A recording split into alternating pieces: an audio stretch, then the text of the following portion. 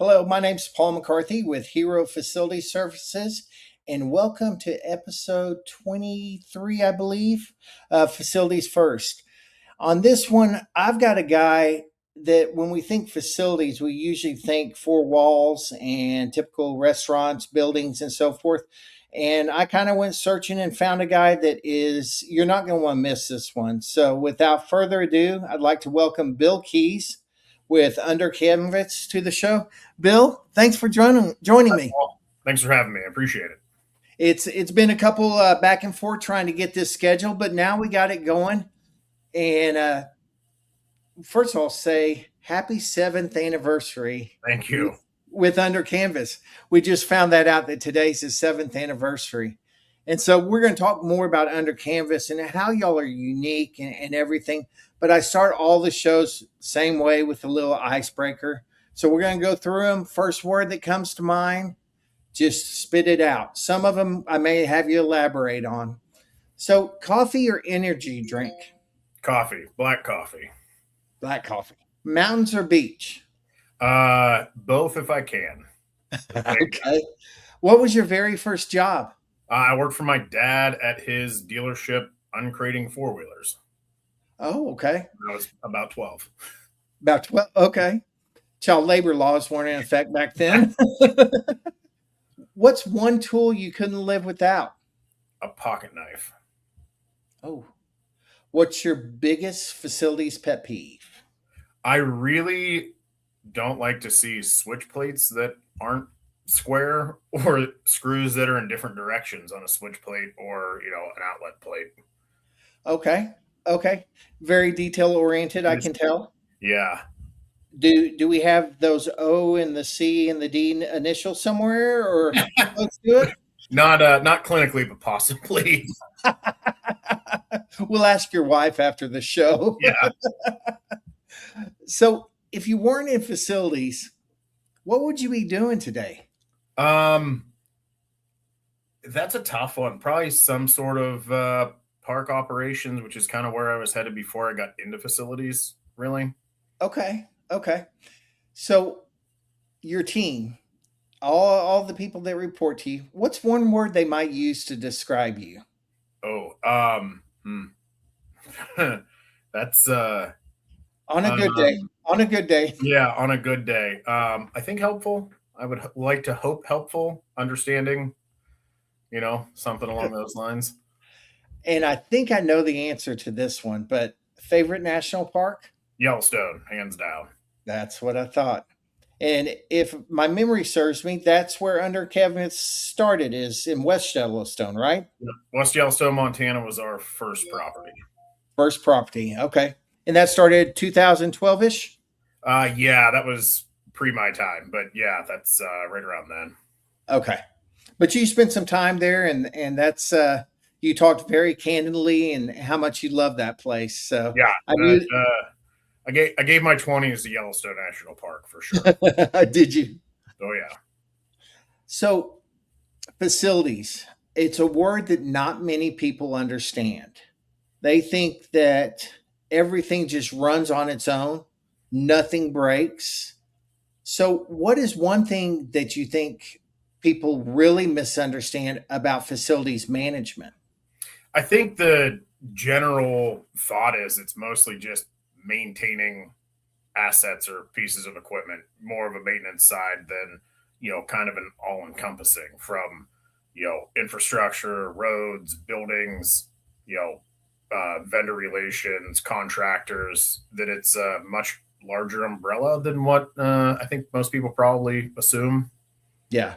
And it's, from my side being on the vendor side, I see how many different hats you guys and girls wear because I mean, no 2 days are alike for y'all. Yeah. And so you can run into some crazy things and I usually ask this one and with you I have to ask this one. And this is kind of a surprise. What is the craziest facility call you've had so far since you've been at Under Canvas? Um, ooh, I mean, that's that one that one takes a little bit of thought. Um, property, like having a variable frequency drive go out on a well for a whole property Okay. is, that's on like a Friday at 5 o'clock local time is what it I- goes. So Isn't that's, isn't that when it always happens? yeah, Friday at 5 o'clock? yeah. So that one probably, we've had, there was dealing with remote locations, evacuations because of fires, which are out of our control, or hurricane issues with places in the East Coast. I mean, it's there was a little bit of everything. Yeah, you have this lady called Mother Nature that also kind of throws some havoc into your life. Yeah, sometimes she can be very loving, and other times she can be a little bit spiteful. So let's learn a little bit about you, Bill. So tell us about yourself, your career, uh, just who you are. How'd you end up at Under Canvas? Um, I went to school Potomac State College, West Virginia University for forestry, recreation, and parks management. I got out.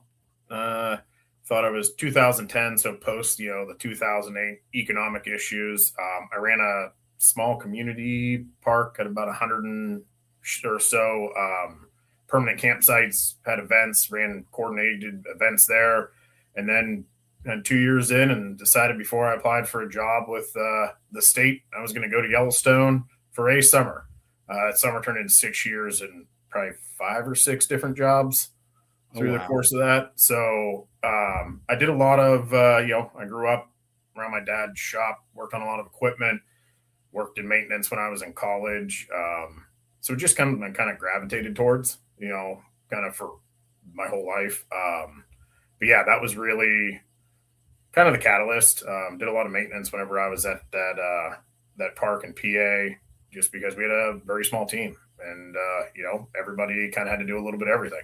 So got a lot more involved with it there, and then yeah, got into Yellowstone, working for the concessions company Xanterra, and just it kind of turned me loose. And Turned you loose. yeah, I got to learn a lot of stuff from a lot of amazing people, and really helped my career. Awesome. Awesome. So I'm hearing a reoccurring theme. So somewhere along the way, little Bill said, I want to live a life and work around mountains and be outside. When did that hit you? Um, My dad took me to Wyoming the first time when I was 11 years old, and just kind of stuck. I went to school in West Virginia. I mean, I grew up in West Central Pennsylvania, out in the country, with a BB gun when I was a kid, fishing and on a four wheeler, and just it's always been something that I've gravitated towards, and this is allows me to do it and see it and be in a bunch of different places across this country.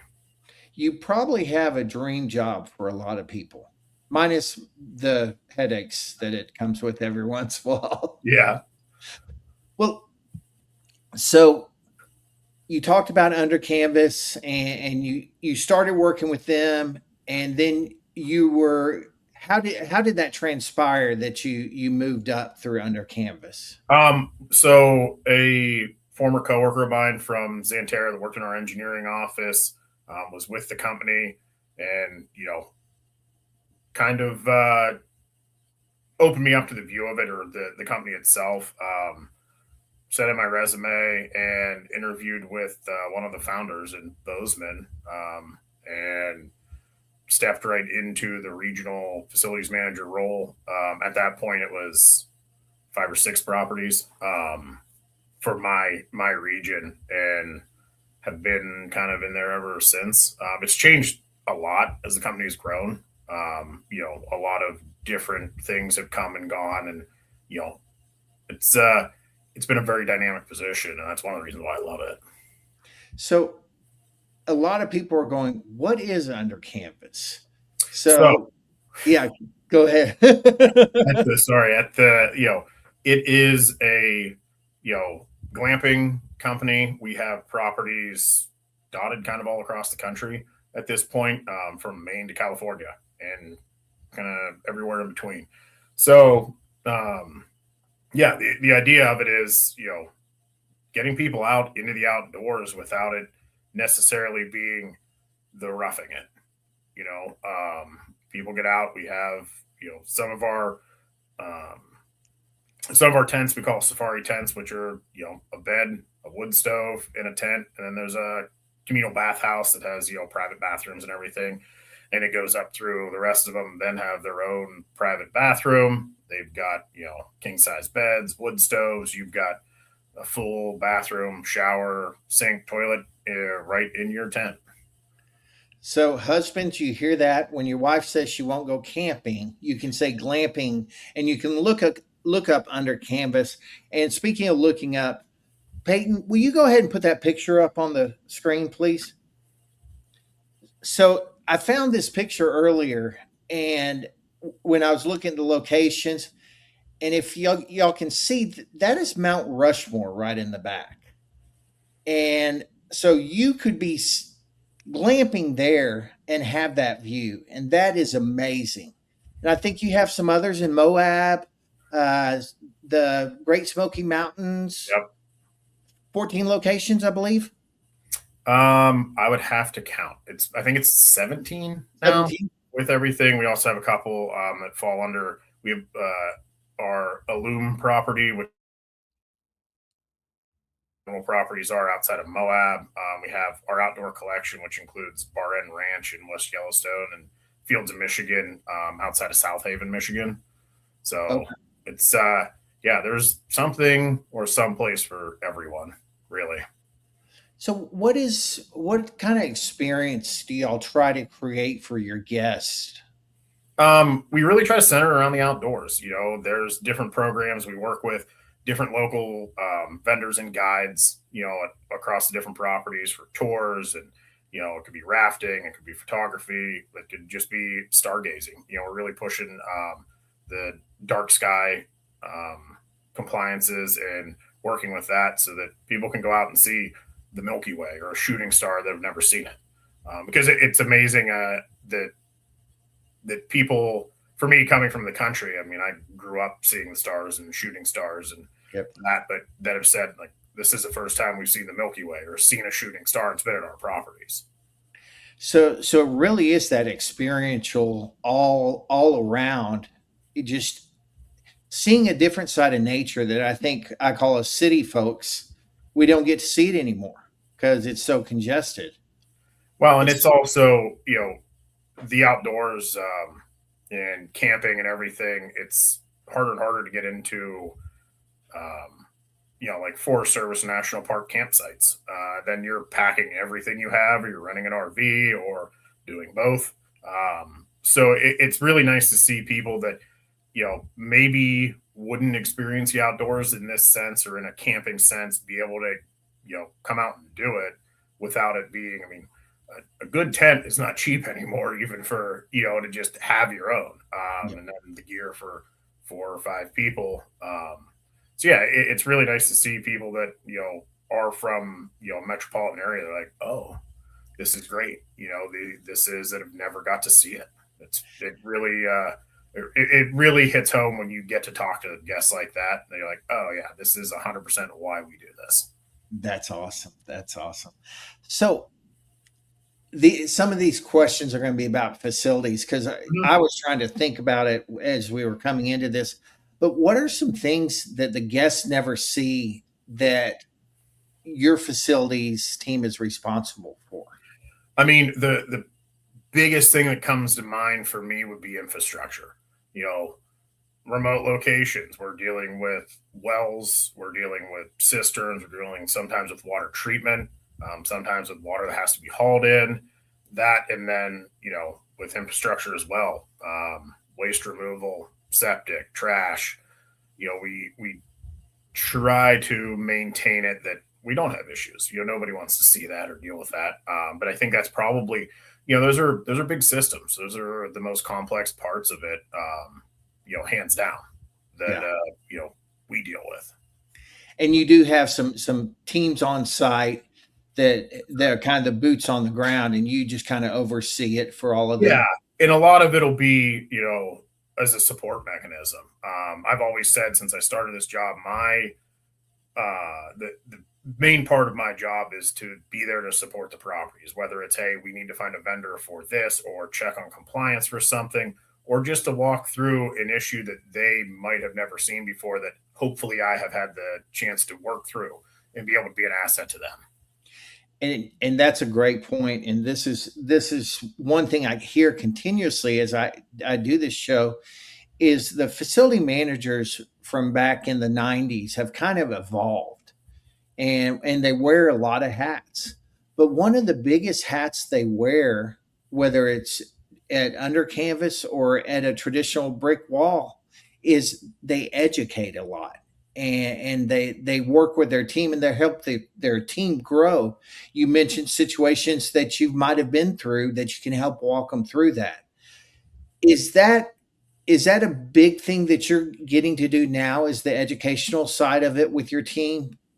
Yeah, and that's honestly, um, it's honestly probably the biggest part, and what I like the most is being able to pass on knowledge. I've had the privilege of being able to learn from people from kind of all across the country, that have been just one of my people I learned the most from was a union plumber in Long Island who got sick of living in the city and headed out to Yellowstone. And he, walked me through and taught me more plumbing than I probably ever would have learned without working with him.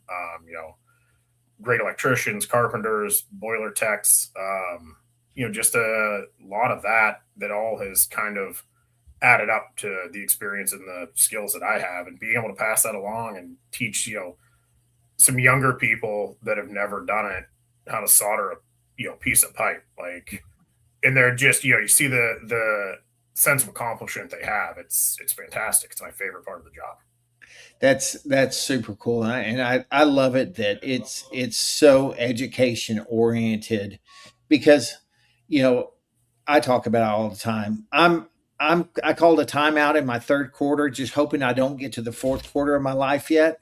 But it's now more important to me to leave the legacy and teach people and just give them my knowledge, because it's one thing we can all steal for free, right? Yeah.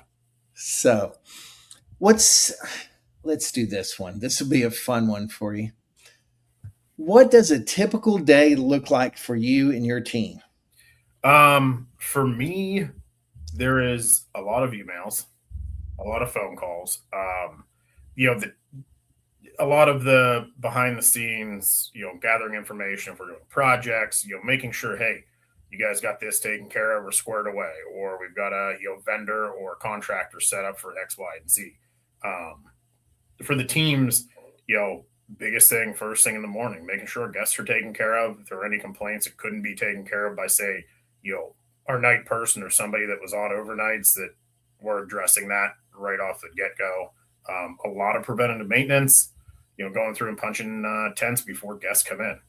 Yeah. It's you have to hit that yin and the yang of preventative maintenance, so you're not overdoing it. But getting into those tents before we have guests in is a huge one, because we can catch the things that we might not have heard from a guest because they didn't see it or didn't realize it was an issue. Then the next guest doesn't have to deal with it. It's almost like, in a sense, you're the mayor of your own little city and you have your municipality department. Yeah, yeah. I mean, it's in these the teams do great. I mean, I tell them, I try to make sure they know, like, if it wasn't for them, I wouldn't have a job. I'm here as a resource, but at the end of the day, they're the ones for the most part that are turning the wrenches and making sure that things get taken care of. I'm just here to make sure that we do it in a safe, legal, you know, everything is by the book, and that we get through it and are as successful as possible. Well, I think I'm going to just start calling you the mayor of Yellowstone. That's what we're going to call you.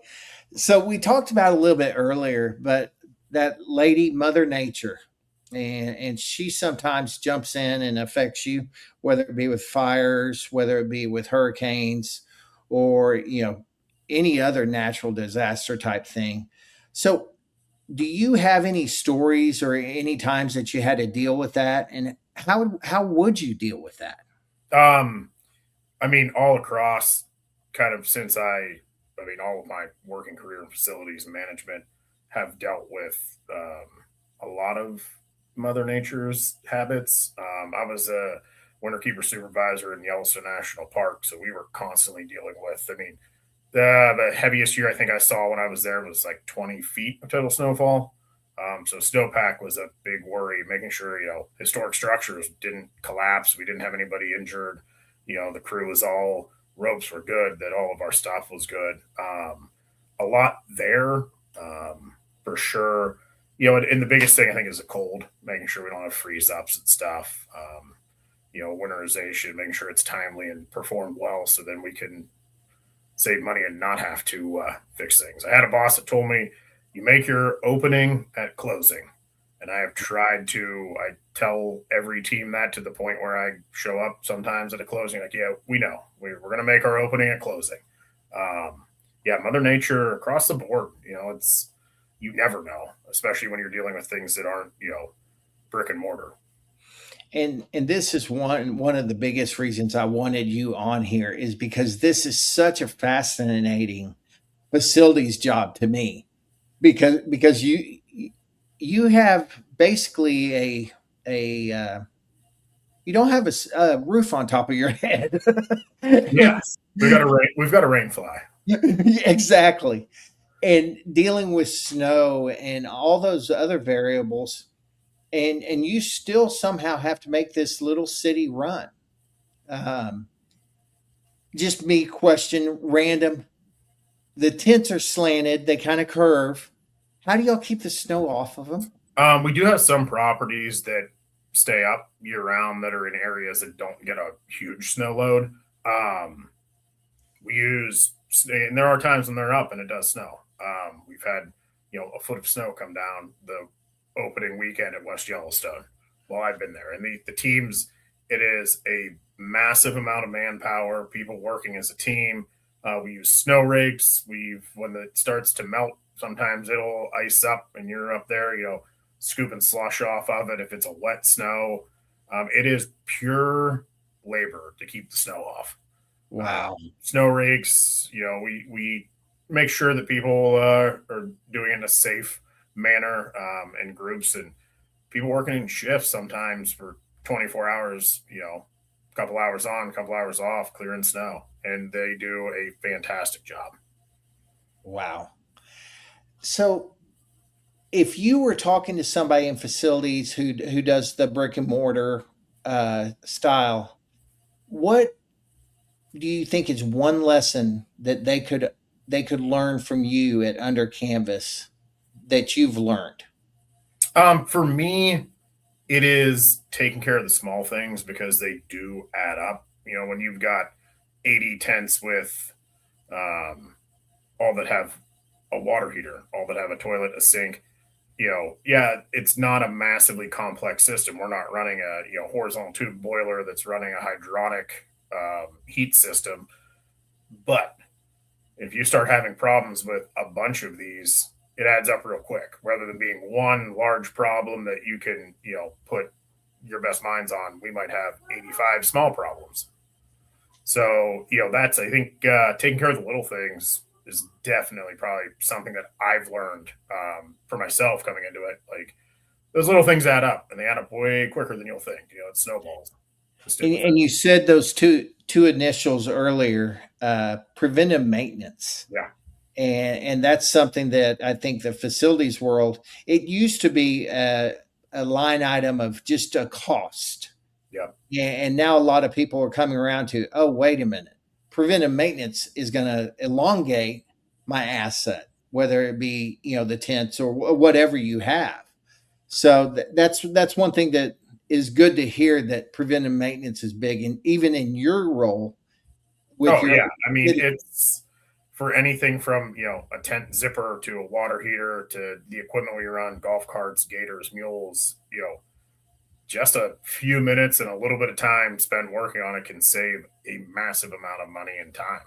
And yeah, even in things like cleaning out a lint trap on a dryer, like it's not preventive maintenance isn't necessarily massively complex or time consuming.